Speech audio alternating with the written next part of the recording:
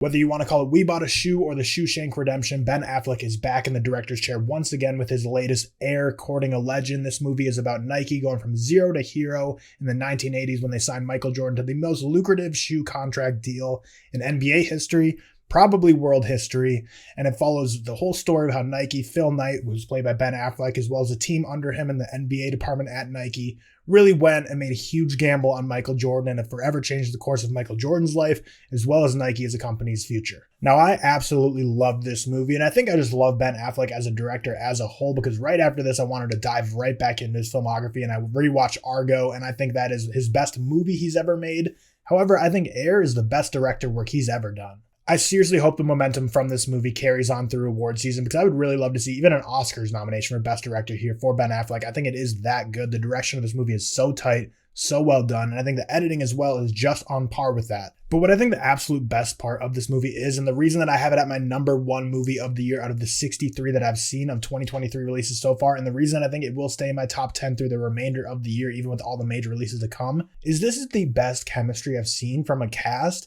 in a long time. And I'm talking like even great ensemble casts of last year, like Everything Everywhere All at Once, all these great, like, legitimately, I just don't think I've seen a movie with a cast that has this much chemistry in so long. Obviously, we know that Matt Damon and Ben Affleck have a long history together, but beyond that, all the side characters, Jason Bateman, Chris Messina, Viola Davis, everyone in this movie played off each other brilliantly, and the cast of this movie as an ensemble was phenomenal. Now, when we dive into the cast a little bit more here, like I said, I think all of them do phenomenal jobs, but really most of this movie has to be put on the shoulders of Matt Damon, as he is the main guy in that NBA scouting department for Nike. He's tasked with the job of signing 3 NBA players from the upcoming draft class that Michael Jordan is in, 2 shoe contracts for Nike. At this point, Nike is the third biggest fish in the pond for the NBA. Converse and Adidas are much larger scale. They're able to get the top picks, whereas Nike, if they're going to get 3 athletes, they're more looking at, the 10th overall pick in the first round, then maybe a couple late rounders, maybe some second rounder guys. But Matt Damon decides to take the gamble. He says, Michael Jordan's just a crazy talent.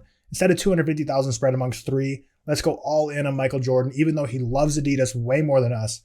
But let's make a pitch and let's try to get him. And his main counterpart within the company that he has to take this gamble with is Jason Bateman's character. It's really them two in the department handling the basketball side of the business that fully have to go in together, partner in on this, work the late nights, get this deal done, court Michael Jordan, and get him to land on the Nike squad. Then, of course, we also have Ben Affleck. He is playing Phil Knight, who was the CEO of Nike at the time. He's really the safeguarder for this whole deal. He has to work with the board of directors, get them to approve it. And he's skeptical at first, but he ends up trusting his team, and that ends up to be one of the best gambles that has ever been made in business history. And that's what's interesting about this movie. This movie is like full-on pro-capitalism. Like, look at all the things you can do with money, and look what you can buy, and look what you can become if you have enough money. The problem with this plan, though, is Michael Jordan preferred Converse and Adidas much more over Nike. He didn't even want to take a meeting with Nike. Michael Jordan had just finished hitting the buzzer beater to win the national championship for North Carolina. He was going into the draft as a number 3 overall pick. So all eyes were on him when it comes to courting him to be a signed player for their shoe business. He wanted nothing to do with Nike. Matt Damon wanted him badly. And this is kind of how this whole movie plot sets into motion. And speaking of Michael Jordan, he's really the biggest omission of this movie because you barely ever see him. I mean, as a 21-year-old, he's obviously younger. He gets drafted to the Bulls, and you see him in a couple scenes in this movie, but he's always in the background. You only see the back of his head. You never see the face of him. You never hear him say a single word. Michael Jordan is a mystery in this film, and I was mixed on it when I first saw that. I was like, I don't know if I really like that. It felt a little awkward. Like when you do see the scenes, it is a little weird and forced because all these executives are like talking to his parents, talking to him, saying hi, like chatting them up fully, whereas Michael's just an afterthought. Whereas in reality, obviously, he's going to be the main focus. They're going to be really nice and cordial to the parents, but Michael will be the main focus of all these meetings. So I thought it was a little awkward.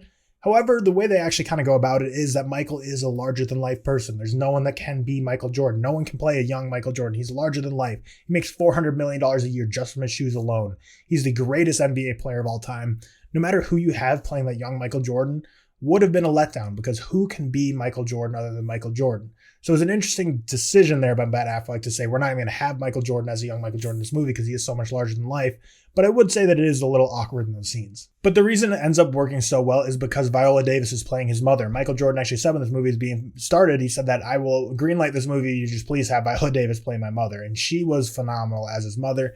She's the one that's really handling the business relationships between Matt Damon and Nike, making sure the best things are being sought out for her son and Michael. So really, she carries the end of the Michael Jordan side of things in this movie, and she does it brilliantly. I mean, Viola Davis is one of the greatest actresses of our generation, one of the greatest actresses of all time. But if you want to talk about a scene stealer, then it is Chris Messina as the agent for Michael Jordan. Nike has to do some perverse methods of going around him, around his back, because he wasn't allowing a meeting with Michael Jordan, because Michael Jordan said he didn't want to meet with Nike. So it's not like he was holding Nike back. He was looking out for the best interests of Michael. Matt Damon wanted to go around his back, and it caused some heated phone discussions between them and some of the most hilarious scenes of the movie. Reminds me a lot of the Babylon scene when they're trying to film the first movie with sound and Margot Robbie. They keep messing up. They have to keep resetting the scene. And, they have that producer that's just screaming at the top of his lungs over and over. These scenes reminded me a lot of that. And it was just as funny and amazing as it was in Babylon. He truly stole so many of the scenes in this movie. I can definitely say that I don't think everyone will love this movie as much as me. If you have some basketball knowledge, this movie's going to be even better for you. If you have very deep basketball knowledge, then this is going to be one of your favorite sports movies of all time, because there's so many deep cuts. There's jokes about Charles Barkley saying, Charles Barkley's a hothead, he's a loudmouth. Who would ever want to see him on TV? Which is an obviously hilarious nod to the fact that Charles Barkley is basically the face of NBA on TNT at this point. But even if you don't like basketball, similar to how you can watch Moneyball without even being a fan of baseball and still really appreciate it as an amazing movie, I think this is the same exact thing here. I think you can watch Air and absolutely fall in love with it, even if you're not a huge basketball fan. But if you're a basketball fan, like I said, this could be becoming one of your all-time favorites, because I had so much fun with this movie.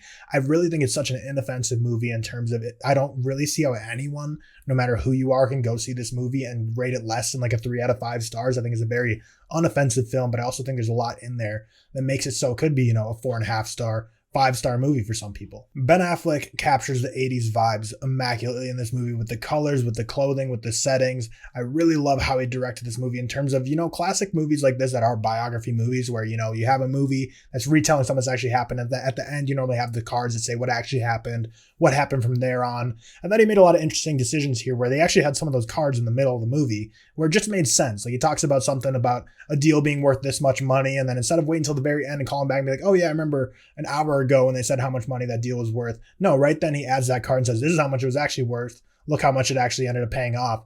Very interesting decisions made. The opening intro is amazing of this movie in terms of the editing and the direction. And again, I just keep going back to this cast being immaculately casted. This movie is my number 1 movie of the year. So fun. I can't wait to rewatch it. My official review for Air, Courting a Legend, comes out to a 4.5 stars, 9.2 out of 10 for the official out of 10 rating. And I think that Michael Jordan is just a larger than life character. And this movie brilliantly displays that. And I just love the part that shows just a quick montage of near probably 2/3 in the movie of Michael Jordan's life after what happened in this movie. And I'm just getting goosebumps thinking about it, just how many decisions Ben Affleck made in this that were just unconventional for a typical biography movie, and he just executed it brilliantly. Love this movie. Go see Air if you haven't seen it already. One of my favorite sports movies of all time, and easily going to land in my top 10 of the year for 2023 when all is said and done.